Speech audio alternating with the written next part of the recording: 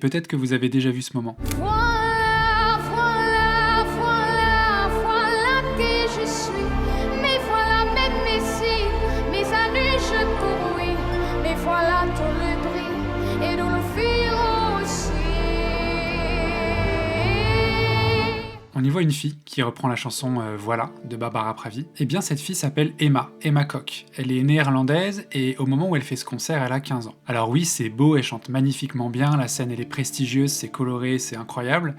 Mais ce qu'on voit pas ici, c'est que Emma, elle vit avec une maladie rare. Elle est atteinte de gastroparésie. La gastroparésie, c'est une maladie qui paralyse l'estomac, qui empêche la digestion et qui provoque des douleurs très fortes. Emma, elle vit avec cette maladie depuis qu'elle a 9 mois. Elle n'a jamais mangé de nourriture de toute sa vie. Jamais. Parce que depuis qu'elle est bébé, elle est équipée d'une sonde alimentaire, ou de 2 sondes alimentaires plutôt, une pour l'intestin et une pour l'estomac. Et ces sondes, elles l'accompagnent 22 heures par jour. Et la fatigue qu'elle ressent en permanence à cause de sa maladie, plus le poids de la sonde, sont telles qu'elle peut pas monter l'escalier, elle peut pas faire de vélo, et Dieu sait si le vélo c'est important aux Pays-Bas. Bref, elle peut pas vivre une vie normale, elle se déplace souvent en fauteuil roulant, c'est vraiment pas simple. Et bien Emma, malgré sa maladie et son jeune âge, puisqu'elle a seulement 17 ans aujourd'hui, eh bien elle a accompli quelque chose de remarquable. Avant de vous dire ce que c'est, laissez-moi vous expliquer son parcours. Je vous rappelle que vous pouvez me suivre sur Instagram et soutenir la chaîne sur Patreon, merci infiniment.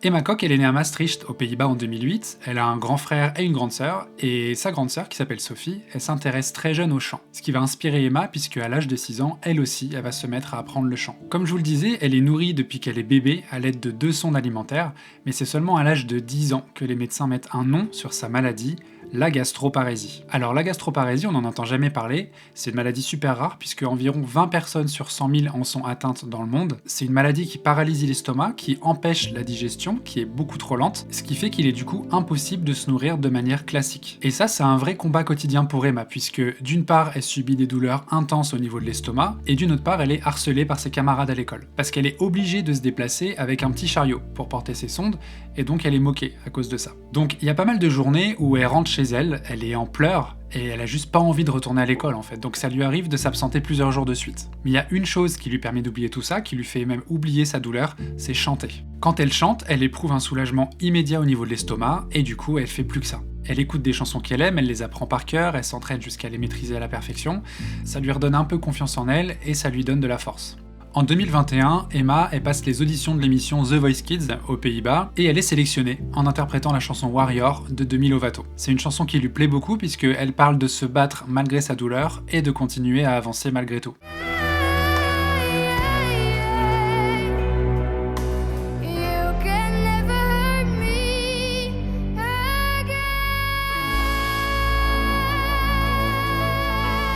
Donc elle va de plus en plus loin dans l'émission, et de bataille en bataille, elle arrive en finale. Et puis elle gagne.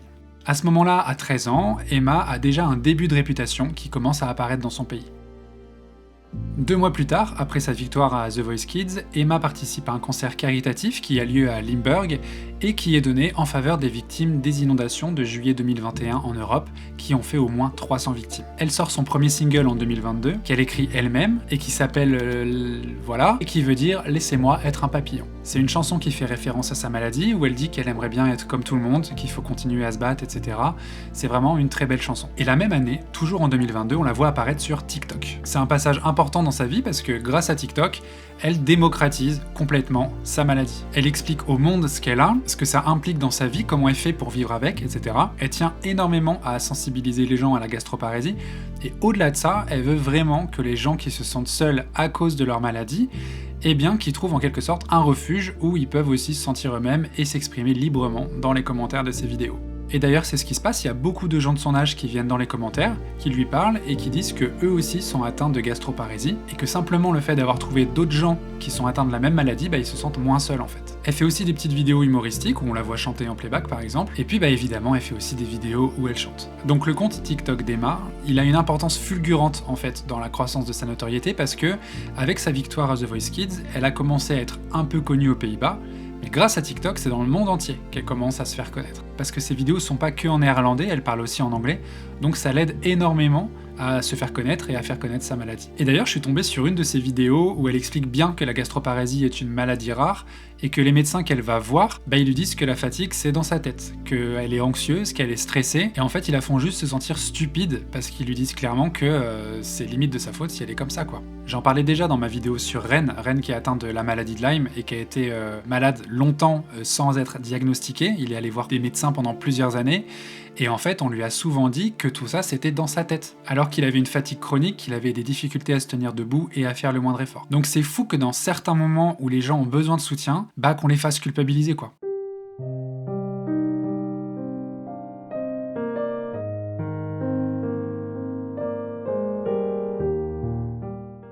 Donc on arrive en 2023 et Emma, elle décide de participer à l'émission Ministar. En gros, c'est un genre de The Voice Kids où c'est des enfants qui chantent, on monte de paliers à chaque émission, le but c'est d'arriver en finale et évidemment de remporter l'émission, sachant que là, pour le coup, il y a une somme à la clé, puisque la personne qui gagnera l'émission remportera 25 000 €. Et Emma, si elle remporte cette somme, elle a un objectif en tête, elle voudrait créer sa propre fondation. Elle souhaiterait connecter les personnes atteintes de la gastroparésie entre elles, pour qu'elles puissent partager leurs histoires, leurs conseils, leur soutien mutuel, parce que c'est une maladie tellement rare qu'il y a de fortes chances que les gens qui en sont atteints se sentent seuls. Elle voudrait aussi sensibiliser le public et les professionnels, offrir des informations, des ressources, des rencontres, etc. Donc à 15 ans, Emma voudrait consacrer son prix et ses efforts à une cause qui lui est profondément personnelle. Et c'est là que pour la première fois, sur le plateau de Ministar, qu'elle interprète la chanson Voilà, de Barbara Pravi. Parce que Voilà parle d'une jeune fille effrayée qui est peu sûre d'elle et qui veut juste être entendue, parce qu'Emma se sent simplement ignorée des gens de son âge et des médecins. Donc avec sa personnalité, son histoire et évidemment sa voix, puisque c'est ce qui compte le plus,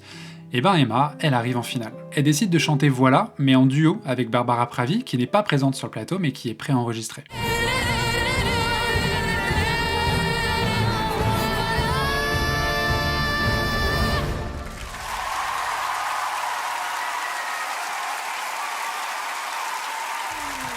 De spaarrekening van 25.000 € gaat naar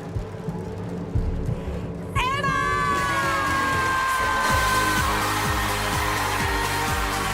Ja, en dat betekent... Emma gagne Ministar et les 25 000 € qui vont avec. Elle crée sa fondation, qu'elle décide d'appeler Gastrostar. Donc elle est bien là, le site c'est gastrostar.nl, on peut y faire un don, et puis elle raconte aussi son histoire, il y a une page d'information sur la maladie, on peut s'inscrire à la newsletter, on peut contacter la fondation, et c'est encore relativement les débuts, donc j'ai pas encore d'article de presse qui parle des actions concrètes de cette fondation, mais au moins elle a le mérite d'être là, elle existe. Et j'imagine bien qu'en 2 ans d'existence, il y a forcément des gens qui ont été aidés directement ou indirectement par cette fondation. Was een pretensvrouw en een vrouw op het klimrad. En die vrouw zijn honger en toen durfde ik het niet. En toen wou een vriendinnetje van mij. En die ging zo lang en langer vullen. En toen ging ik even kijken of die er nog in zat. En toen was die er niet meer.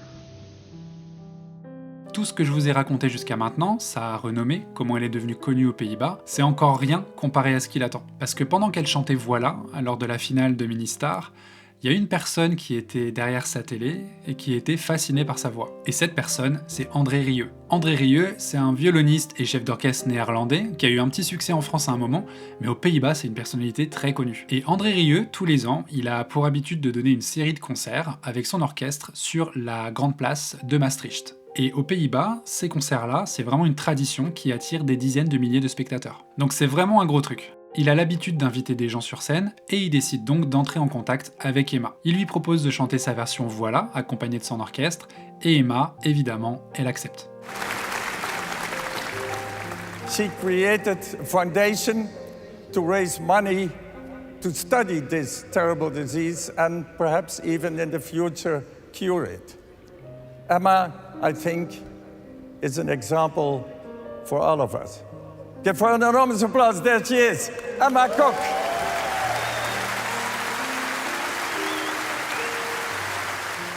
Et pour sa carrière, elle fait bien d'accepter, parce que déjà à ce moment, il est complètement chargé d'émotions et elle arrive à faire pleurer le public. La scène est magnifique, enfin c'est super prestigieux comme concert, et puis surtout c'est filmé. Et André Rieu, qu'est-ce qu'il fait? Il poste sur sa chaîne YouTube la chanson, qui devient complètement virale. Elle fait des millions de vues, donc ce qui se dégage de cette vidéo, de cette chanson, c'est vraiment exceptionnel. Et André Rieu, il apprécie tellement Emma, sa voix, sa personnalité, qu'il lui propose de l'accompagner sur sa tournée mondiale en 2024. Ensemble, ils parcourent plusieurs grandes villes, Munich, Berlin, Athènes, Sofia, Abu Dhabi, Paris. Bref, ils font plus de 190 dates dans une trentaine de pays. Et évidemment, c'est un carton total. En 2025, Emma, elle donne certains concerts accompagnés d'un orchestre, mais sans l'aide spécialement de André Rieu. Et puis en 2026, il est prévu qu'elle donne des concerts aux Pays-Bas où elle va raconter son histoire en chanson.